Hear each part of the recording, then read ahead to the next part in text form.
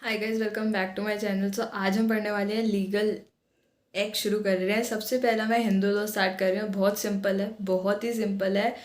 बस एक चीज़ सही है आप लोगों को, वो है बेयर एक्ट। बेयर एक्ट्स हमेशा खोल के बैठा करो। बुक्स के लिए मैं कहूँगी कि नो नीड। अगर आप लोगों को बेयर एक्ट्स की इंटरप्रिटेशन अच्छे से समझ आ गई तो बुक्स में भी वही दे रखा होता है। केस लॉस के नाम आपको नीचे डिस्क्रिप्शन बॉक्स में मिल जाएंगे, और अगर अभी आपको ई बेयर एक्ट चाहिए तो उसका लिंक भी डिस्क्रिप्शन बॉक्स में है। तो अभी स्टार्ट कर देते हैं, ज़्यादा टाइम वेस्ट नहीं करते। So let's start.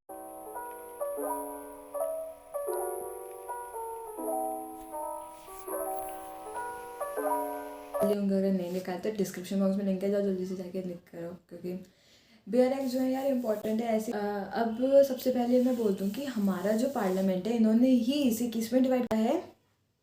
Preliminary sections. ऐसे सेक्शंस जो बेस क्रिएट कर देते हैं आपके आगे आने वाले काम में, कि जो आगे हमारा जो यहाँ पे अभी यूज़ होगा ना, इसमें ही पहले से हम एक बेस क्रिएट कर दें आपके लिए कि अभी जो है हिंदू कौन है, जो आप पढ़ रहे हो कि ये ओवर राइडिंग इफ़ेक्ट्स क्या क्या होंगे इसके, जो आप आगे पढ़ोगे कि इस वर्ड का मतलब क्या है, ये सब वो पहले से क्लियर कर देते हैं। तो हर एक एक्ट से पहले हम लोगों को प्रियम्बल दे रखा है, 2 लाइन का ही होता है, वो छोटा सा, बिल्कुल स्टार्टिंग में होता है, ठीक है। तो यहाँ पे वैसे ही हमें दे रखा है an act to amend and codify the law relating to the marriage among Hindus be it enacted by the parliament in the 6th year of the republic of India as follows. अभी उन्होंने बता दिया कि कब इसको एनेक्ट करा, कब क्या इसका सीन है। मैं बोल दूँ, इसे राव कमीशन ने सबसे पहले हिंदू कोर्ट को बोला था कि अब हमें इसे लॉ में बदलने का टाइम आ गया है, लीगल प्रोविजंस इसके लेके आओ। किसने बोला था? राव कमीशन ने। ये नेहरू एरा से चलता हुआ आ रहा हिंदू कोड है। ब्रिटिश एरा के टाइम पे हम लोगों का क्या था, कोड्स जो थे वो बन चुके थे कि हिंदू में है ये, ऐसा है, ये वैसे हैं, ये हिंदूज़ के मेन सारे वो हैं लीगल प्रोविज़न नहीं कह सकते, कोड कह सकते हो, बिकॉज जब तक वो लीगली बाउंड नहीं हो रहे थे हमारे पे। बट अब हम लोगों को प्रॉपरली आइडिया नहीं हो पा रहा था, तो गवर्नमेंट ने एक लीगली बाउंडेशंस ले आए हमारे ऊपर। अब जो है इसका शॉर्ट टाइटल एंड एक्सटेंट, यार इसको हम हिंदू मैरिज एक्ट बोलते हैं, ये अभी अभी हमने पढ़ा। बाकी देखो, जो इसका शॉर्ट टाइटल है इधर दे रखा है कि होल ऑफ इंडिया पे एप्लीकेबल ही है, जो ये वाली लाइन दे रखी है, except the state of Jammu and Kashmir, गलत है। अब होल ऑफ इंडिया पे आफ्टर 2019, और क्यों बता देना कमेंट सेक्शन में। और ये जो है यार, देखो वैसे मेरे हिसाब से होल ऑफ इंडिया ठीक है, बट जो ये है ये एक पर्सनल लॉ है, तो ये एक टेरिटरी तक आपको बाउंड नहीं करके रखता। आप यहाँ हो, ओके, बाहर जा रहे हो, दैट्स फाइन, आप हिंदू तो हो ना अभी भी, अभी तक आपने अपना रिलीजन तो चेंज नहीं करा। जब तक आप बाय रिलीजन हिंदू हो, आप क्या हो, इस लीगल प्रोविज़न का पार्ट हो। अब आ जाते हैं एप्लीकेशन ऑफ दिस एक्ट, कि एप्लीकेबल किस पे होगा। जब से बोल रहे हिंदू मैरिज एक्ट, हिंदू हो तो आप पे होगा। तो यार ये है कि अब हिंदू किसको बोलता है ये एक्ट? इस एक्ट के हिसाब से सबसे पहले हिंदू कौन है? बाय रिलीजन आप हिंदू हो, आप पैदा ही एज अ हिंदू हुए हो। सेकेंडली, या फिर आप बुद्धिस्ट, जैन, सिख के अंदर आते हो बाय रिलीजन, तो आपके ऊपर ये एक्ट एप्लीकेबल होगा। लास्टली, आप मुस्लिम नहीं हो, आप क्रिश्चियन नहीं हो, आप पारसी नहीं हो, आप ज्यू नहीं हो बाय रिलीजन, या जो आपका कस्टम या यूसेज है वो ऐसा कुछ नहीं कहता कि आप एज अ हिंदू कभी काउंट नहीं होगे। अगर आपका कस्टम एंड यूसेज ऐसा कुछ कहता है तो आप हिंदू नहीं हो। अब जो है फर्स्ट पार्ट अभी हमने पढ़ा कि हु इज़ हिंदू में। अब देख लो यार, जो ये विरासवीय वर्ड लिखा है, ये होते हैं जो विष्णु जी के फॉलोवर्स होते हैं, और लिंगायत जो शिव जी के फॉलोवर्स होते हैं। बाकी अगर आप फॉलोवर हो किसी ब्राह्मण, प्रार्थना या फिर आर्य समाज का, तो वो भी कौन है? हिंदू। अब ये जो सत्संगी टर्म आप लोगों ने बहुत बार सुनी होगी, तो हम लोग क्या इनको भी एज ए हिंदू काउंट करेंगे? मोस्ट इम्पॉर्टेंट, हम क्यों एज ए फॉलोवर इन लोगों को भी कह रहे हैं कि हम हिंदू काउंट करेंगे? एक केस लो की वजह से। केस लो का नाम डिस्क्रिप्शन बॉक्स में आपको मिल जाएगा, बट अभी आप उस केस को समझ लो। हमारा जो केस है वो है शास्त्री यज्ञना पुरसदास जी वर्सेस मूलदास बूंदराज वैश्या। जो ये केस लो है इसमें बोला गया chief justice Gajendra Gatkar, honourable chief justice Gajendra Gatkar ji के द्वारा कि यार जो सत्संगी टर्म है हम उनके देखेंगे कि आप वर्कशिप किसे करते हो। तो जब हमारा जो ये केस था ना इसमें जो वर्कशिप कर रहे थे वो कृष्णा जी को कर रहे थे, तो हम लोगों ने देखा कि अच्छा कृष्णा जी को वर्कशिप कर रहे हैं, कृष्णा जी हिंदू, तो हम लोग आपको एज अ हिंदू काउंट कर रहे हैं बिकॉज आप एक हिंदू गॉड को ही वर्कशिप कर रहे हो, तो आप कौन हो गए, एक हिंदू। अब आगे चलते हैं। Explanation, the most important is the explanation in the section 2। सबसे पहले बोल रहे हैं कि चाइल्ड लेजिटिमेट है या इलेजिटिमेट, अगर दोनों पेरेंट्स हिंदू हैं या फिर दोनों पेरेंट्स बुद्धिस्ट हैं, जैन हैं, सिख हैं, तो वो क्या हो जाएगा, इस एक्ट के अंदर आएगा, वो बच्चा भी as a Hindu marriage act के अंदर ही काउंट हो रहा है। अब चाइल्ड लेजिटिमेट है या इलेजिटिमेट, एक पेरेंट जो है हिंदू हैं, बुद्धिस्ट हैं, जैन हैं, सिख हैं, तो और हम देख लो यार, देखो अब एक पेरेंट हिंदू की बात करें, मतलब ऐसा हो सकता है कि जो दूसरा पेरेंट है वो क्रिश्चियन हो, जैसा कि हमारे केस लॉ में था माइना बी वर्सेस ओताराम। इस केस लॉ में क्या था कि अब एक हिंदू वुमेन जो कि अपने हस्बैंड द्वारा डेजर्टेड थी, मतलब 2 साल से उसके हस्बैंड का कुछ अता पता टाइप सा नहीं था, तो उन्होंने वो क्या थी, वो कोहैबिटेट करने लग गए क्रिश्चियन इंग्लिश मैन के साथ। क्रिश्चियन वर्ड इंपॉर्टेंट है, ठीक है, तो वो एक क्रिश्चियन इंग्लिश मैन के साथ कोहैबिटेट करने लग गई, रहने लग गई, और उनके 2 बच्चे हुए। अब जो वो 2 बच्चे थे वो दोनों क्या हुए, इलेजिटिमेट। ऑफ कोर्स वो एक लेजिटिमेट मैरिज से तो पैदा नहीं हुए, बट अब बात आती है कि अब हम इन्हें किनका नाम देंगे, क्या वो क्रिश्चियन होंगे, क्या वो हिंदू होंगे। तो उन्होंने बोला हुआ है यहाँ पे कि वो तो हम देख लेंगे, आप देखो कि बोटअप कैसे हुआ उनका। अगर उनका जो बोटअप है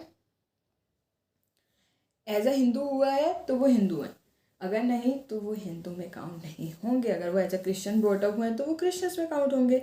या फिर एक कोई ऐसे लोग जो कि कन्वर्ट हो चुके हैं या फिर रिकन्वर्ट हो चुके हैं, हिंदू, बुद्धिस्ट, सिख, जैन, इन 4 रिलीजन में, तो वो क्या हो जाएंगे, हिंदू। अब तक तो आवाज़ आनी नहीं यहाँ तक। अब से हम बात कर रहे हैं इसी की ही सब सेक्शन 2 की। सब सेक्शन 2 बोल रहा है कि अभी आप सब सेक्शन 1 में पढ़ के आए हो ना कि कौन कौन है हिंदू। सब सेक्शन 2 मैं आता हूँ और मैं बोलता हूँ कि एसटी। अब एसटी कौन होते हैं, इनकी डेफिनेशन अगर आपको पढ़नी है तो आप लोग 25 क्लोज आर्टिकल 366 हमारे कॉन्स्टिट्यूशन में जा कर के देख लीजिए इसकी डेफिनेशन। इन्होंने बोला है एसटी हिंदू का पार्ट नहीं होंगे, कब तक, जब तक कोई ऑफिशियल नोटिफिकेशन नहीं आ जाती, गैजेट, ऑफिशियल गैजेट नहीं आ जाता। अब ई गैजेट हो या फिर प्रॉपरली गैजेटेड हो रिटर्न वाला, तो भी दोनों टाइप का गैजेट हो चलेगा, वो क्या हो जाएगा, हिंदू का पार्ट। अब आ जाते हैं हम लास्ट पैराग्राफ पे। लास्ट पैराग्राफ बोल रहा है यार इसके लिए ना जो सेकंड अभी मैंने पढ़ाया है, कमेंट्स में ज़रूर जाना, अगर आपके पास यूनिवर्सल का बेयर एक्ट है तो कमेंट्स में ज़रूर जाना, ठीक है। अब हम आ रहे हैं सब सेक्शन 3 पे। सब सेक्शन 3 कह रहा है द एक्सप्रेशन हिंदू। हिंदू उस पोर्शन की बात कर रहे हैं। अब हिंदू जो है प्रॉपरली, जो ये पूरा सेक्शन है ये किस पे एप्लीकेबल है, हिंदू पे। अगर यहाँ कहीं पे पर्सन लिखा है, वो पर्सन कौन होगा, हिंदू, HINDU। पूरा देख लो, हिंदू मैरिज एक्ट है तो हम हिंदूज की ही बात कर रहे हैं। अब हिंदू कौन कौन है हम पढ़ चुके, जैन, सिख, जैन, सिख, बुद्धिस्ट, या हिंदू, जैन, सिख, बुद्धिस्ट हैं तो वो हिंदू पर्सन में काउंट होंगे। अब हम मैंने बोला था कि सेक्शन नंबर 3 में हमें पता चलेगी कस्टम एंड यूसेज, जो इतनी देर से बात चल रही थी कस्टम यूसेज की, ठीक है। तो कस्टम एंड यूसेज वो होते हैं जो कि यूनिफॉर्मली ऑब्जर्व करे जा रहे हैं लॉन्ग टाइम से। मेरी फैमिली में क्या था, वैसे तो देखो 7 फेराज लेने होते हैं, but in my family there are 4 pheras which are prevailing since और रियली लॉन्ग टाइम, जिसे मैं डिफाइन भी नहीं कर सकती, इतने लंबे समय से चलते आ रहे हैं। तो वो क्या हो गया मेरी फैमिली का कस्टम कि अगर आगे हमारे घर में अब जिनकी भी शादी हो रही है उनको वो 4 फेराज ही लेने, 7 फेराज नहीं लेने, जो पवित्र अग्नि होती है उसके अराउंड जो है। तो यही होता है कस्टम एंड यूसेज। ऐसा कस्टम एंड यूसेज जो है प्रिवेल कर रहा है आपका बहुत लॉन्ग टाइम से, जो कि हिंदू लोकल एरिया में भी हो सकता है, एक पर्टिकुलर ट्राइब में भी हो सकता है, या फिर एक कम्युनिटी या ग्रुप ऑफ फैमिली, कि हमारी फैमिली में और मेरी मॉम की फैमिली में ऐसे जो है, ठीक है, चल रहा है। तो ये सब क्या हो गया हमारा, मेरी पैटर्नल साइड की जितनी फैमिली है उसमें अगर ये सब ऐसा चल रहा है तो हम बोल देते हैं कस्टम। बट कस्टम की भी एक यहाँ पे जो है बात है कि वो जो है अपोज नहीं होना चाहिए, पब्लिक पॉलिसी के थ्रू कोई अपोज नहीं होना चाहिए, या फिर जो वो रूल है वो एप्लीकेबल होना चाहिए, वो डिसकंटिन्यू नहीं होना चाहिए। अब बहुत टाइम से चलता आ रहा बट 4-5 साल पहले क्या हुआ कि 2 साल बीच में रोक दिया, बट फिर उसके बाद हम कह रहे हैं चला, तो ऐसा नहीं, वो डिसकंटिन्यू नहीं होना चाहिए, वो चलता आ रहा है तो वो चलता ही आ रहा होना चाहिए बहुत टाइम से। तो ये क्या हो रहा है, कस्टम एंड यूसेज। बहुत देर से हम इसके बारे में चर्चा कर रहे थे, बात ख़त्म हो गई अब इसकी। डिस्ट्रिक्ट कोर्ट के होते हैं हमारे। अब बात हो रही है कि यार अगर हमें इसके लेके हमें केस जो है कोर्ट में जाना है तो हम कौन से कोर्ट में जाएंगे इसके लिए जो केसेस हैं हिंदू लॉ से रिलेटेड, तो हम लोग सिविल जो कोर्ट होता है हम उसमें जाएंगे। तो वो सिविल कोर्ट कैसे हो सकता है, original jurisdiction principal civil court होना चाहिए, और स्टेट गवर्नमेंट की नोटिफिकेशन के थ्रू कि हाँ ये जो है ये सिविल कोर्ट है तो वो सिविल कोर्ट है। इतना ज़्यादा यार इसमें भी। तो बी क्लोज ख़त्म। सी क्लोज बात कर रहा है full blood half blood, main आती है बात यहाँ पे। फुल ब्लड हाफ ब्लड, अगर अब क्या होता है कि ये ए है, ये बी है, ठीक है। ए जो है, ए के भी मम्मी वही है, बी की भी मम्मा वही है, ए के भी फादर वही हैं, बी के भी फादर वही हैं, तो ये दोनों आपस में किससे रिलेटेड है, फुल ब्लड से। अब आते हैं हाफ ब्लड पे। हाफ ब्लड यार देखो यहाँ पे ना मैं थोड़ा सा मार्क कर देती हूँ, 2 पर्सन जो कि रिलेटेड है each other by full blood, मतलब कॉमन एंसेस्टर हैं। क्या है, common ancestor, same wife, by the same wife and, तो वो क्या हो गया हमारे फुल ब्लड। अब हाफ ब्लड की बात करें तो एंसेस्टर तो कॉमन है। अब एंसेस्टर कौन है, एंसेस्टर मतलब जो मेल पर्सन है वो तो कॉमन है, और वाइफ भी अगर कॉमन है तो आप क्या हो, फुल ब्लडेड। बट हमारा क्या है, अगर कॉमन एंसेस्टर है मतलब फादर तो सेम है बट जो वाइफ्स हैं वो अलग अलग हैं, मतलब मदर्स अलग अलग हैं, तो वो क्या हो जाएंगे, हाफ ब्लड। जो ट्राइन ब्लड में क्या हो जाएगा, मदर सेम है फादर डिफरेंट है, तो क्या हो जाता है यूट्राइन ब्लड। अगर अभी भी समझ नहीं आया तो मतलब कमेंट सेक्शन में बता देना, मैं दोबारा से नेक्स्ट टाइम जब हम आगे वाले सेक्शंस करेंगे तो हम एक बार दोबारा से इसे समझ लेंगे। बाकी बहुत सिंपल है। Common ancestor different wife half blood, common ancestress मतलब कॉमन वाइफ है बट डिफरेंट हस्बैंड्स, तो क्या हो गया हमारे यूट्राइन ब्लड। अब प्रिस्क्राइब का मतलब क्या है, जो भी रूल जो है इस एक्ट के अंदर दे रखे हैं वो प्रिस्क्राइब्ड है हमें। यार डॉक्टर भी तो प्रिस्क्राइब करके देता है मेडिसिन, जब पूछते वही प्रिस्क्राइब का मतलब वही है यहाँ पे भी। सपिंडा रिलेशनशिप सपिंडा रिलेशनशिप यार अगर मैं सिंपल बोलूँ ना, सपिंडा का मतलब क्या होता है, अगर हम अभी बात कर रहे हैं, ऐसे है जो इस सपिंडा की स्पेलिंग है SAPINDA, तो जो ऐसे है वो बोलता है पार्टिकल्स, पिंडा मतलब body, particles of the same body क्या कहला जाते हैं, सपिंडास। अगर मैं बोलूँ कि ये क्या एक जो सिस्टर है वो अपने ब्रदर के साथ मैरिज कर सकते हैं, नहीं, बिकॉज वो किस रिलेशन के अंदर आ रही है, वो सपिंडा रिलेशन के अंदर आ रही है। हम एक ही पार्टिकल हैं सेम बॉडी के, मतलब हमारे जो मेन एंसेस्टर्स है, जो हमारे लीनियल असेंडेंट हैं वो कौन है, सेम है, तो हम ऐसे या कॉमन लीनियल असेंडेंट वाले जो हैं वो आपस में शादी नहीं कर सकते। सो सिंपल, सेम कास्ट में शादी नहीं हो सकती, ऐसा नहीं है ये ठीक है। सेम लीनियल असेंडेंट अगर है तो हम आपस में मैरिज कर सकते हैं या नहीं कर सकते वो बाद में पता चलेगा, पर अभी सपेंडा का मतलब यही होता है। Degrees of prohibited relationship, degrees of prohibited relationship के अंदर उन्होंने हमें प्रॉपरली बता रखा है। वन, जिसका लीनियर असेंडेंट दूसरे से सेम है। Second, wife and husband of a linear ascendant और डिसेंडेंट। ऐसा नहीं कि मैं अपने मतलब पापा वाली साइड में नहीं सकती, मदर की साइड में भी आपको देखना पड़ेगा। ओके, हम यहाँ पे हिंदूज की बात कर रहे हैं। बाकी कस्टम एंड यूज से देखो, जो आपका जो कहेगा एंड में आते हैं हम उसी पे ही हैं। अब प्रोहिबिटेड लीगल हो गया, वाइफ ऑफ द ब्रदर और द फादर और मदर्स ब्रदर और द ग्रैंडफादर ग्रैंडमदर, मतलब मेरे चाचा मामा, मेरे बड़े चाचा बड़े मामा, ताया ताई, ऐसे वाला भी जो वो है, ये भी हम काउंट करते हैं प्रोहिबिटेड। क्या है कि प्रोहिबिटेड रिलेशनशिप्स में।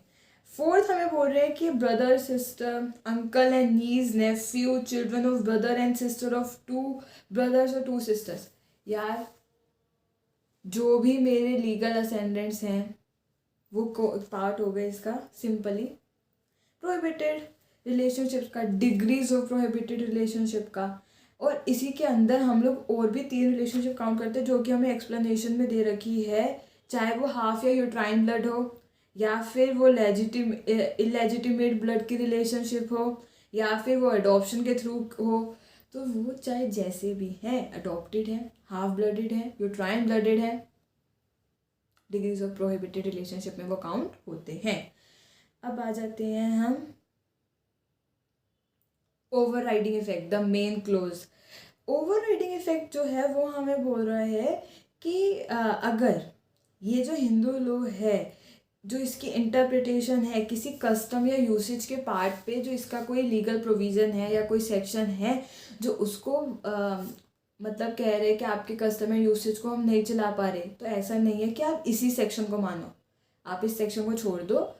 कस्टम एंड यूसेज की डेफिनेशन अभी हमने पढ़ी है, ठीक है। वैसे वाला कस्टम एंड यूसेज है, मतलब वो किसी भी पब्लिक पॉलिसी को हार्म ना कर रहा हो। अगर कोई ऐसा कस्टम है तो ठीक है, हम जो है आपके कस्टम को ज़्यादा वैल्यू दे रहे हैं, इस एक्ट को हम मतलब हम इस एक्ट को जब वैल्यू नहीं दे रहे। अगर वहाँ पर जो है इफेक्ट्स देख रहे हो, कमेंसमेंट ऑफ दिस एक्ट वहाँ सीज हो जा रहा है। और secondly, any other law in force of immediately before the commencement of this act shall cease to have effect in so far as the inconsistence with any of the provision contained in the act. अगर कोई एक ऐसा, और अगर आपका कोई custom and usage नहीं है और कोई अदर लॉ फोर्स कर रहा है इसके कमेंसमेंट को, तो कुछ नहीं है। अगर वो इनकंसिस्टेंट है इससे, यही मान्य रहेगा। बाकी अगर इसको लिंक लेते हुए चल रहा है तो इट्स फाइन।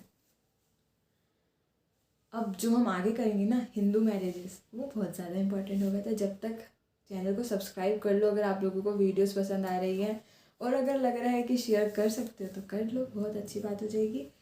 बाकी लाइक कर देना, थोड़ा मोटिवेशन बढ़ जाएगा। और कमेंट करके बताओ कि अभी इस जो हमने पढ़ा इसमें आपको कहाँ पे प्रॉब्लम आ रही है, तो वो वाली जो चीज़ें हैं हम वो भी सॉल्व कर देंगे।